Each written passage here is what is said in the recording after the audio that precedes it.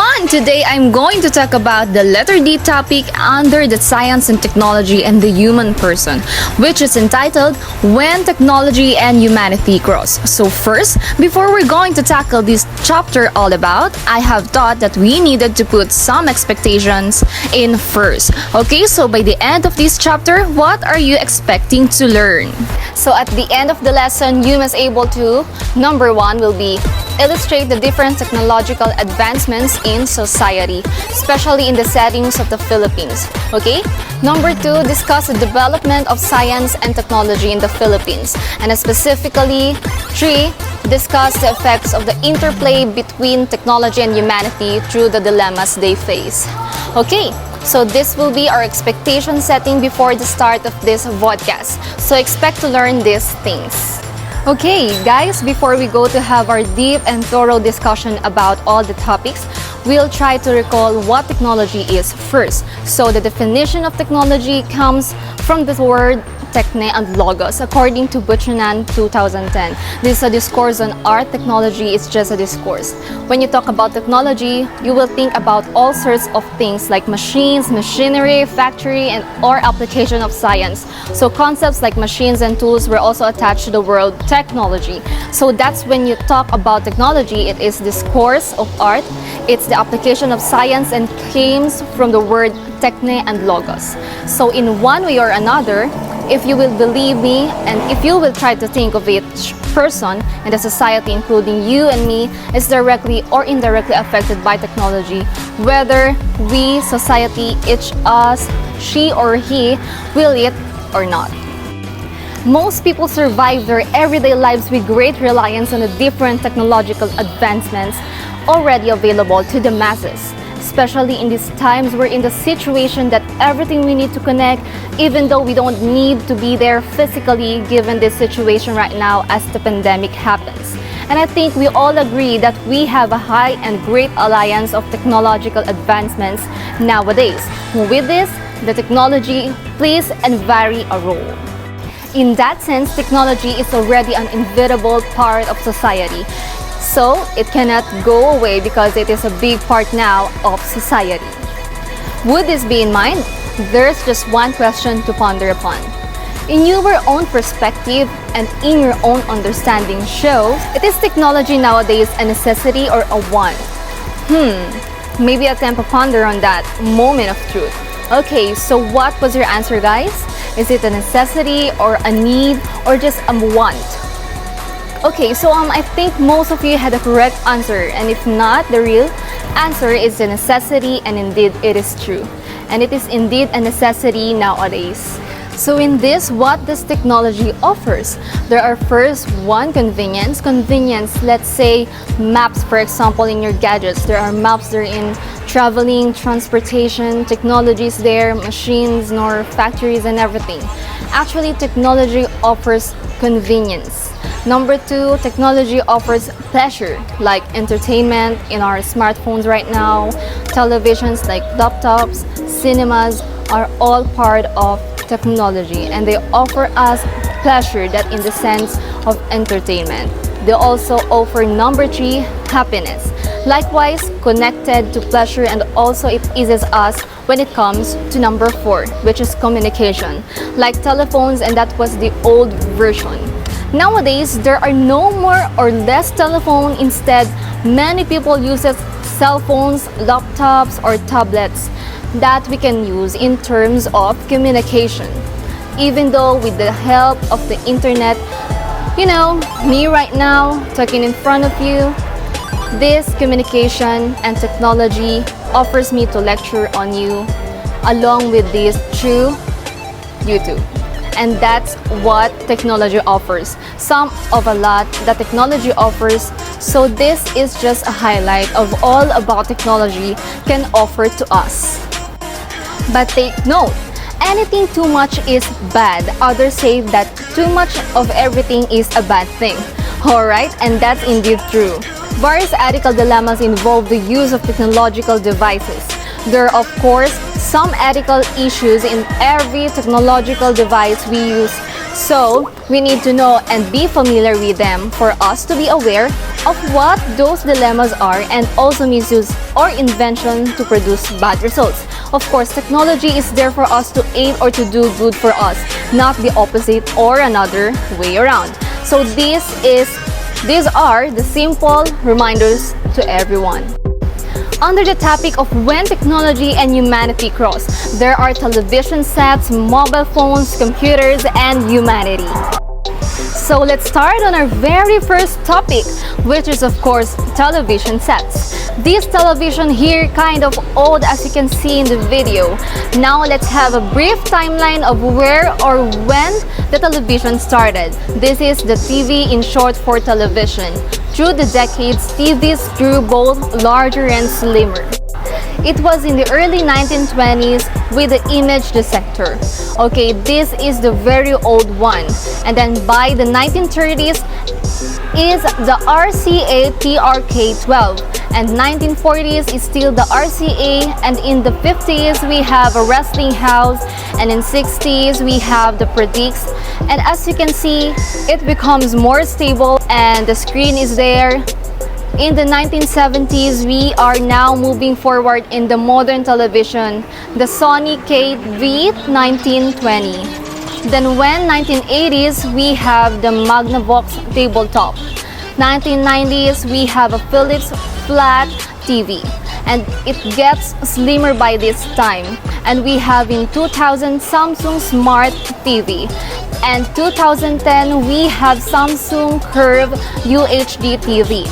As I can see it nowadays, there are a lot of TVs had been evolved and are truly innovative in their various specialization, and we have an opportunity to watch whatever we want. That's why channels were also created.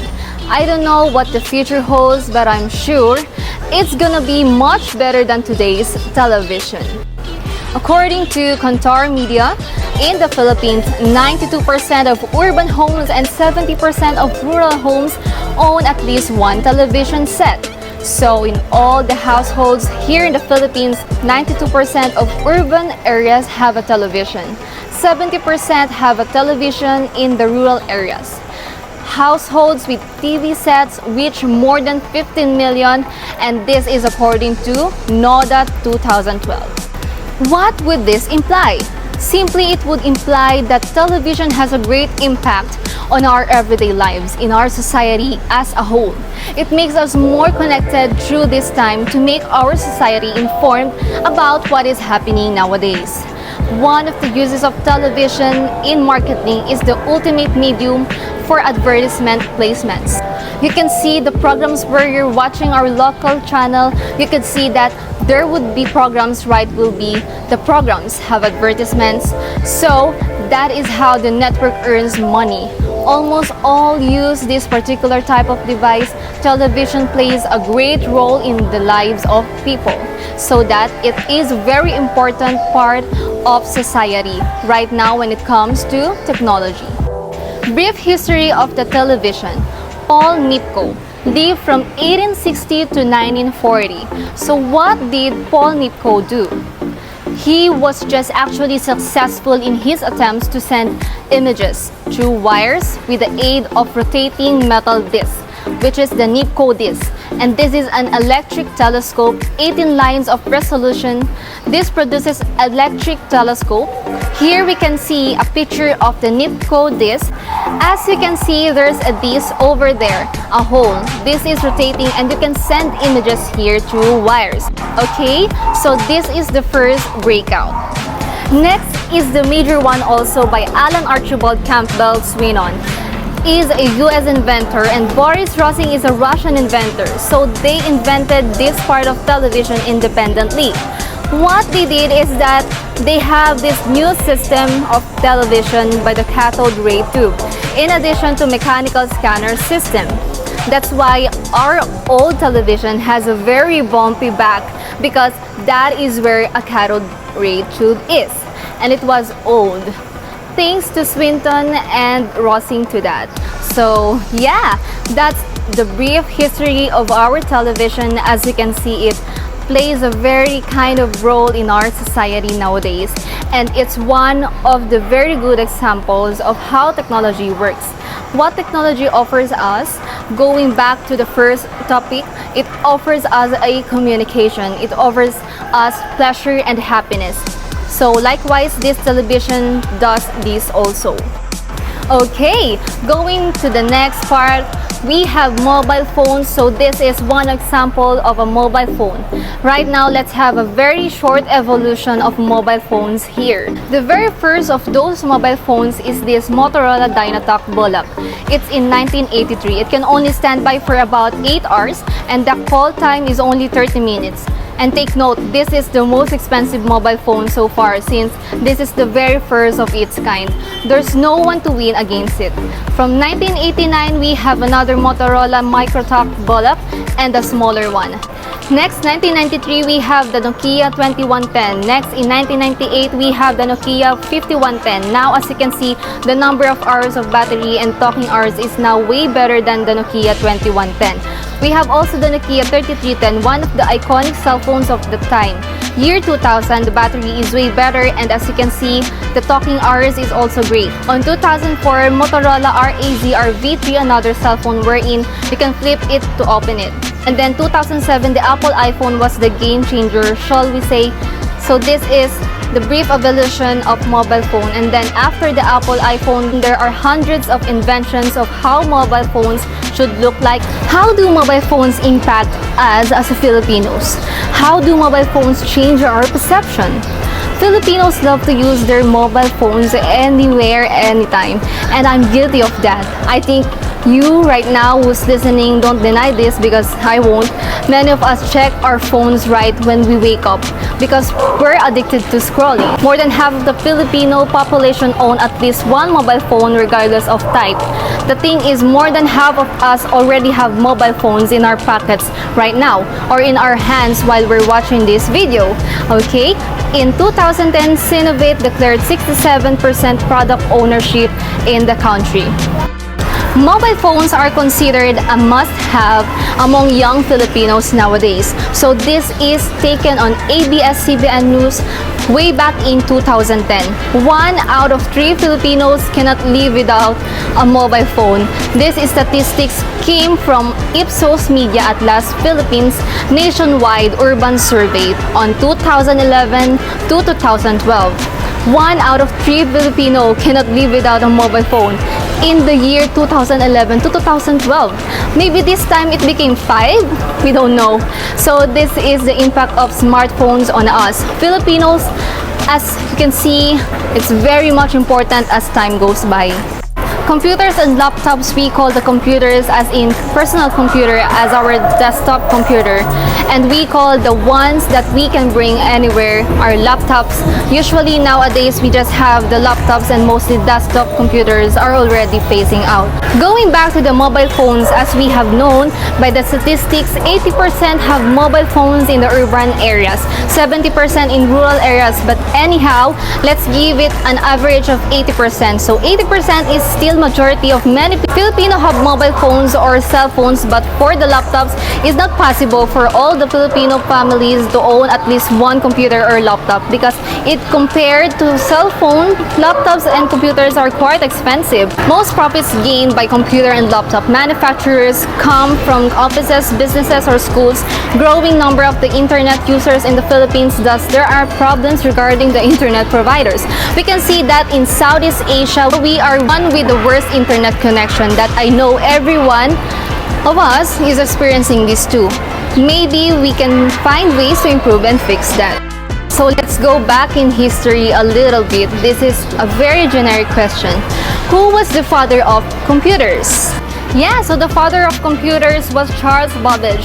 He lives from 1791 to 1871, an English mathematician and inventor who is credited with having conceived the first automatic digital computer, released in June 1981 by the Osborne Computer Corporation. The Osborne 1 is considered to be the first portable or the first laptop full-featured computer. Nowadays, as we all know, the improvement was really big and it is more accessible than than the first laptop made. So that's it, we're done in the computer and laptops, and this is the last slide of my topic. Hopefully, you have learned something from this video. Thank you so much for watching.